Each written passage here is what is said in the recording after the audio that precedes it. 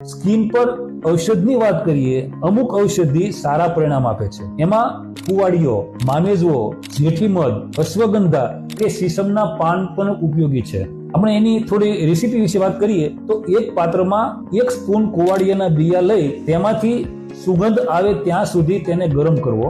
એમાં દેશી ગાયનું દૂધ અને પીળી સાકર, જે આપણે મિશ્રી કહેતા હોઈએ છીએ, એ નાખીને કોફી બનાવવી. સ્વાદ માટે એમાં સૂંઠ અને એલચી પણ આપણે વાપરી શકતા હોઈએ છીએ. બીજી વાત કરું તો દરરોજ રાત્રે 1 ચમચી મામેઝવો પાણી સાથે લઈ શકાય, અથવા સીસમના 8 થી 10 પાનની ચટણી બનાવીને પછી એ પાનને 1 કપ પાણીમાં ઉકાળીને પણ આપણે પી શકીએ. તેનાથી આગળ કહું તો જેઠીમધ અને સાટોડાનો પાવડર સરખે ભાગે મિક્સ કરીને દરરોજ સવાર સાંજ 1 નાની ચમચી દેશી મધ અથવા 1 કપ હુંફાળા પાણીમાં એ લઈ શકાય. એવું જ એક છે અશ્વગંધા અને શતાવરી. આ બંનેનો પાવડર સરખા ભાગે મિક્સ કરીને દરરોજ સવાર સાંજ 1 નાની ચમચી દેશી મધ અથવા 1 કપ હુંફાળા પાણીમાં એ લઈ શકાય છે.